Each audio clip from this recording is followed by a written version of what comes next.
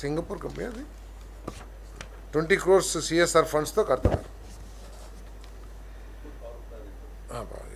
బాపట్ల మండలం బాపట్ల జిల్లాలో అడవి గ్రామంలో 17 ఎకరాల ప్రభుత్వ భూమిని ఎకరా 32,50,000 చెల్లింపుపై chief executive officer Andhra Pradesh tourism authority luxury రిసార్ట్ల అభివృద్ధి కోసం బదిలీ చేయడానికి ఆమోదం తెలిపిందని చెప్పేసి మనం చేస్తాను. ఇక్కడ ఎటువంటి చెట్లు కానీ పాత కట్టడాలు కానీ లేవు, ఉన్ని ప్లెయిన్ ల్యాండ్ లగ్జరీ రిసార్ట్స్కి బాగా కన్వీనియంట్ ఉంటుందని చెప్పేసి ఇవ్వటం జరిగింది. ఎకరా 32.5 లక్షలు. వైఎస్ఆర్ కడప జిల్లా జమ్మలమడుగులోని వేమగుంటపల్లి సున్నాపర్లపల్లి పెద్దదండ్లూరు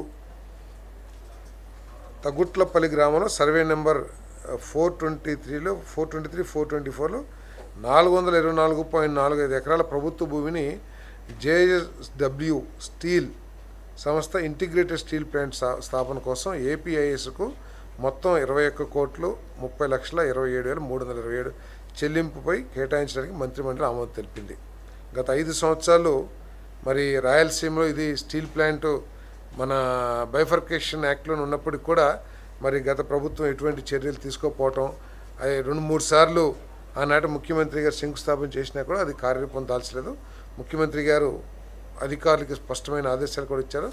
ఎటువంటి ఇబ్బందులు లేకోకుండా వారికి ఈ ల్యాండ్ని హ్యాండ్ ఓవర్ చేసి త్వరితగతిన 2 సంవత్సరాల్లో ఈ ప్లాంట్ ప్రొడక్షన్ స్టార్ట్ చేసే విధంగా చర్యలు తీసుకోమని చెప్పేసి కూడా చెప్పడం జరిగిందని చెప్పేసి మనం చేస్తాను.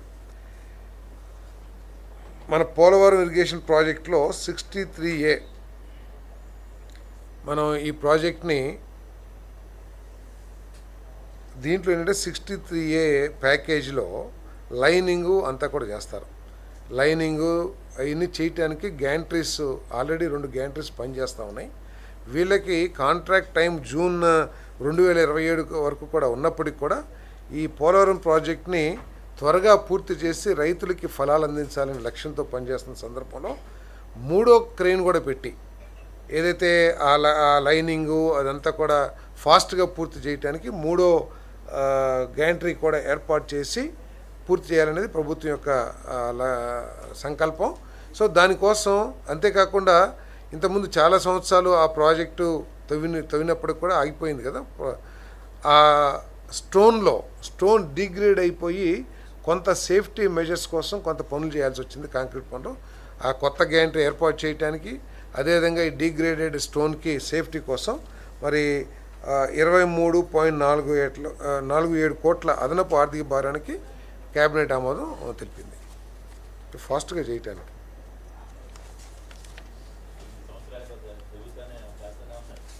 అంటే ఇప్పుడు పోలవరం ప్రాజెక్ట్ అయిపోయిన తర్వాత అంతేకాకుండా ఇది కొంత కెపాసిటీ కూడా పెంచడానికి కూడా అనుకుంటాను నేను.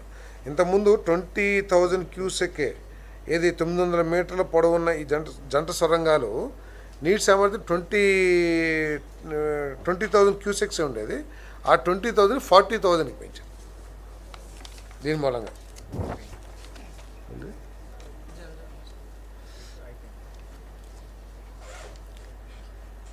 పోలవరం ఇరిగేషన్ ప్రాజెక్ట్ ఎడ్వర్క్స్ ప్యాకేజ్ 64Aలో కూడా సేమ్ ఇటువంటిదే.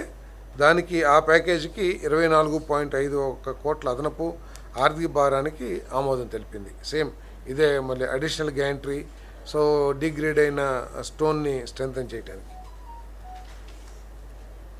2011-12లో అత్యవసర పరిస్థితుల్లో చేపట్టిన ధవళేశ్వరం ఇరిగేషన్ సర్కిల్లో 86 అత్యవసర మరియు తాత్కాలిక మరమ్మతు పనులకు క్వాలిటీ కంట్రోల్ సర్టిఫికేట్ల వినియోగం నుండి మినహాయింపు ఇచ్చి 2,55,89,000 చెల్లించడానికి ఆమోదం తెలిపింది. ఈ పని 2011-12లో పూర్తి చేసిన పని ఇది. ఆ రోజు ఏమిటంటే అందరికీ తెలిసిందే క్వాలిటీ చెక్ అనేది జరగాలి. కాకపోతే క్వాలిటీ వాళ్ళు రాకుండా మాకు హెడ్ వర్క్స్ చాలా ఇంపార్టెంట్ పనులు ఉన్నాయి, పెద్ద పెద్ద పనులు ఉన్నాయని చెప్పేసి ఇక్కడికి రాకోకుండా తాత్సారం చేస్తుంటే అప్పుడు ఇంజనీరింగ్ డిపార్ట్మెంట్ వాళ్ళు సార్ చేసేసేయండి, వాళ్ళ సూపర్విజన్లో జరుగుతుంది కదా. చిన్న 86 పనులు అవి కూడా 2,55,00,000. సో పని పూర్తి చేశారు. పూర్తి చేసిన తర్వాత పేమెంట్కి వచ్చేసరికి మాకు క్వాలిటీ సర్టిఫికేట్ కావాలంటే తర్వాత వచ్చిన ప్రభుత్వం ఒక కమిటీ పంపిస్తే ఇప్పుడు మేము చూడలేమని చెప్పేసి రకరకాల సమస్యలతో ఇప్పుడు దానికి నిర్ణయం తీసుకోవడం జరిగిందని చెప్పేసి మనం చేస్తాం. ఎస్సీ ఇరిగేషన్ సర్కిల్ తుని తీసుకున్న చర్యలకు ఐవీఆర్సీఎల్ సియు అండ్ ప్రసాద్ జాయింట్ వెంచర్కు అప్పగించిన Polavaram irrigation project left main canal project number 8 pre closing మరియు Messrs RKN projects private limited నెల్లూరుకు అప్పగించిన Polavaram irrigation left main canal package 8B పని ప్రీ క్లోజింగ్కు సిఈ పోలవరం ఇరిగేషన్ ప్రాజెక్టులు 8A మరియు 8B యొక్క మిగిలిన అవసరమైన పనులకు ఎస్ఓఆర్ స్టాండ్ ఆఫ్ రేట్స్ 2024-25 రేట్లతో లంసమ్ మోడ్ కాంట్రాక్ట్లో టెండరింగ్ ద్వారా చేపట్టడానికి తీసుకున్న చర్యలకు మంత్రిమండలి ఆమోదం తెలిపింది. ఇదేంటంటే గతంలో ఈ ప్యాకేజెస్లో చేసిన కాంట్రాక్టర్లు సమస్యలు సృష్టించడం, పని పూర్తిగా చేయకపోవడం మూలంగా ఈ నిర్ణయం తీసుకోవడం జరిగింది. దానికి కొత్తగా టెండర్లు 76.87 కోట్లతో కొత్త వాళ్ళకి టెండర్ ఇచ్చారు.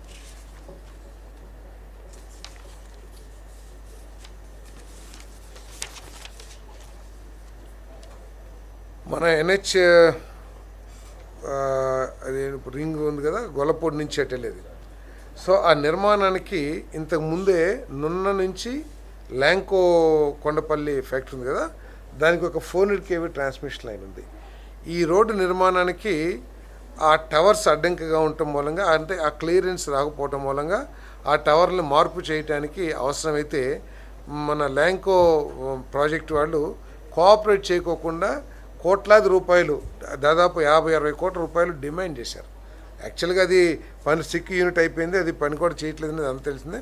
అయినా కూడా వారి పర్మిషన్కి వెళ్ళినప్పుడు చాలా ఎక్కువగా అడిగారు. కానీ కొన్ని సెక్షన్స్ ప్రకారం గవర్నమెంట్కి సెక్షన్ 11 జనరల్గా ఎక్కువగా దీన్ని యూజ్ చేయరు, ఎన్ఫోర్స్ చేయరు.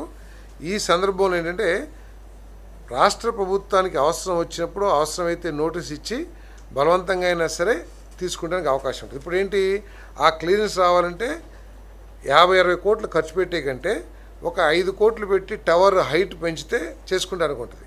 టవర్ హైట్ పెంచిన తర్వాత కూడా వైర్లు లాగాలంటే షట్ డౌన్ తీసుకోవాలి. ఆ షట్ డౌన్ ఏమనో నాకు 56 కోట్లు నష్టం అవుతుంది అంటే వారిని అడిగినప్పుడు ఎస్టిమేషన్ 50-60 కోట్లు వేసి ఇస్తే మేము చేస్తామని చెప్పారు.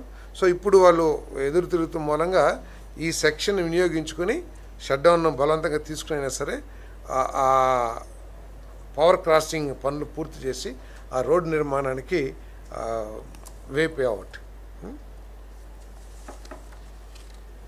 ఇది NHAI వాళ్ళ రిక్వెస్ట్ మీద చేయటం జరిగిందని చెప్పేసి మనం చేస్తాను.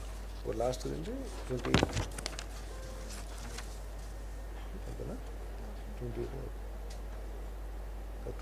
ఉంది. ఓకే. అంతేకాకుండా ముఖ్యమంత్రి గారు కూడా కొన్ని సూచనలు కూడా చేయటం జరిగింది. ఏప్రిల్ 1వ తారీఖు నుంచి 90 రోజులు జలధార కార్యక్రమాన్ని ప్రతి ఒక్కరు కూడా చేయాలని చెప్పేసి ముఖ్యమంత్రి గారు ప్రతి ఒక్కరికి కూడా ఆదేశాలు ఇవ్వడం జరిగింది. ఎమ్మెల్యేలు కానీ మినిస్టర్లు కానీ ఆయా కాన్స్టిట్యున్సీలో చివరి భూములకు కూడా నీళ్లు వెళ్ళే విధంగా, ఏదో మేలోనో జూన్లోనో స్టార్ట్ చేసేసి కాలాలు వచ్చేసినాయి అయిపోయింది అటువంటి కాకుండా ముందే చర్యలు తీసుకుని జాగ్రత్త వహించి కాలాలన్నింటినీ కూడా శుభ్రంగా O&M మెయింటెనెన్స్ పనులు చేయాలని చెప్పేసి ముఖ్యమంత్రి గారు చాలా స్పష్టమైన ఆదేశాలు ఇచ్చారు. ఎందుకంటే గత 5 సంవత్సరాల్లో ₹1 కూడా ఖర్చు పెట్టాల. O&M కింద ఎటువంటి కేటాయింపులు చేయకపోవడం మూలంగా కాలువలన్నీ కూడా కొద్దిగా ఇబ్బందికర పరిస్థితులు, చివరి భూములకి నీరు వెళ్ళని పరిస్థితులు ఉన్నాయి. సో అవన్నీ కూడా ఆ పనులన్నింటినీ కూడా చేపట్టి వెంటనే మే 15వ తారీఖుకి ఈ ప్రభుత్వం రైతులకి సాగుకి నీరు ఇవ్వటానికి నిర్ణయం తీసుకుంది. కాబట్టి మే 15 లోపల ఈ కాలువ పనులన్నింటిని కూడా పూర్తి చేయమని చెప్పారు. అవసరమైతే డ్రోన్ వినియోగించి అన్ని కాలువల మీద కూడా డ్రోన్ రన్ చేసి ఎక్కడెక్కడ తూడికాటు ఉంది, తూడికాటు తీసారా లేదా, తూడికాటు పూర్తి లేకపోతే రిపేర్లన్నీ చేశారా లేదా, దాని మీద కూడా ఒక సమగ్రమైన రిపోర్టు ఈ డ్రోన్ని రన్ చేయడం ద్వారా తీసి చేయమని కూడా చెప్పడం జరిగిందని చెప్పేసి మనం చేస్తాను. అదేవిధంగా ఇరిగేషన్ మినిస్టర్ గారికి, అదేవిధంగా ఫైనాన్స్ మినిస్టర్ గారికి ఉత్తరాంధ్ర ప్రాజెక్టులు, అదేవిధంగా చింతలపూడి ప్రాజెక్టు, వీటికి సంబంధించి కేటాయింపులు కానీ తగు నిర్ణయాలు ఈ ప్రాజెక్టులు త్వరితగతిన పూర్తి చేయడానికి తగు చర్యలు తీసుకునే విధంగా ఇద్దరు కోఆర్డినేట్ చేసుకుని నిర్ణయాలు తీసుకోమని చెప్పేసి కూడా చెప్పడం జరిగింది. లిఫ్ట్ ఇరిగేషన్, గత ప్రభుత్వం లిఫ్ట్ ఇరిగేషన్ పూర్తిగా వదిలేసింది. ఎక్కడ కూడా ఒక్క లిఫ్ట్ ఇరిగేషన్ స్కీమ్ కూడా పనిచేసే పరిస్థితులు లేవు. అక్కడ ఉన్న ట్రాన్స్ఫార్మర్లు కూడా దొంగలెత్తుకుపోతాం, లేకపోతే వైర్లు దొంగలించడం అవన్నీ కూడా చాలా చోట్ల జరిగినాయి. ఏదేమైనా కూడా వాటన్నిటినీ కూడా మళ్ళీ తిరిగి పునఃప్రారంభించి రైతులకు మేలు చేసే విధంగా చర్యలు తీసుకోమని చెప్పేసి కూడా ముఖ్యమంత్రి గారు ఆదేశం ఇవ్వడం జరిగిందని చెప్పేసి మనం చేస్తాం. మరి అంతేకాకుండా ఇంకొక మెయిన్ నిర్ణయం ఏంటంటే,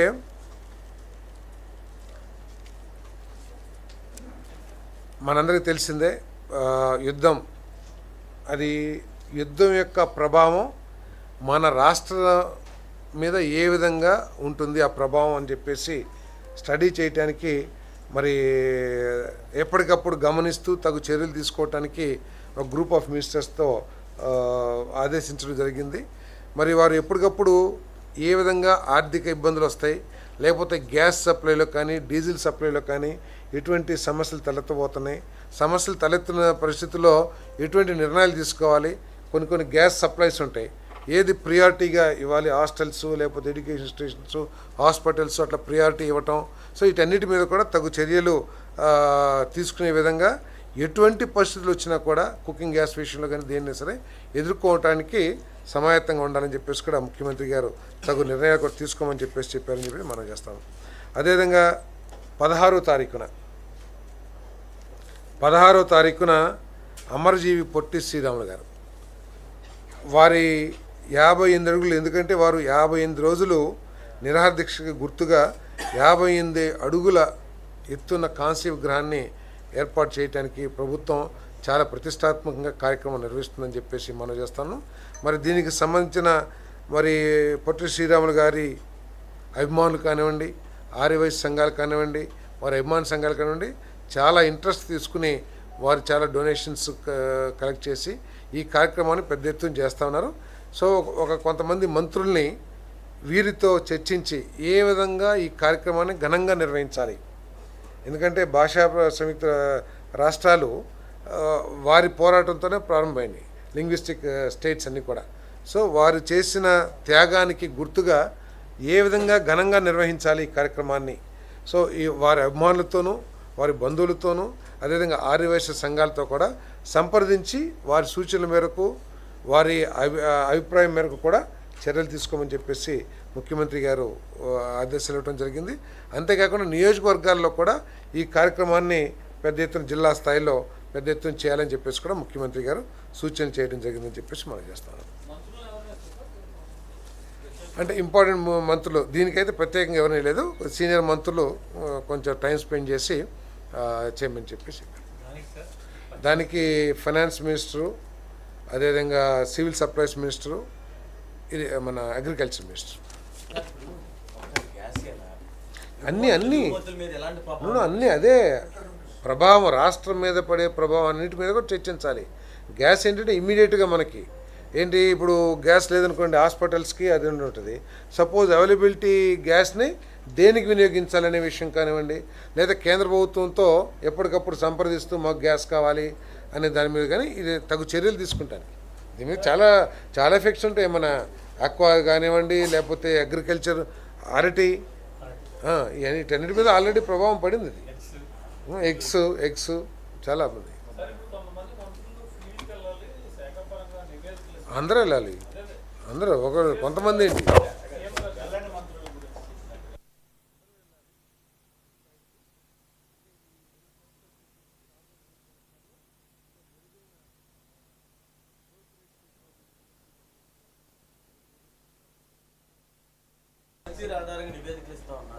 ఏమీ ఇవ్వలేదు. చేసిన పనులు తప్పకుండా చెప్పాలి. మన రాష్ట్ర పరిస్థితుల్ని ప్రజలకి విశదీకరించాలి. అదేవిధంగా మన ప్రవర్తన కానీ మన బిహేవియర్ వాళ్ళతో కలిసిమెలిసి ఉండే తీరు కానివ్వండి, వీటన్నిటి మీద కూడా మనం చక్కగా మనల్ని మనం నిర్వహించుకోవాలి. ప్రజలతో ఎప్పుడూ మమేకమై ఉండి వారి అభిప్రాయాలను గౌరవిస్తూ సేవ చేయాలని చెప్పేసి పని చేయాలి, కష్టపడాలి.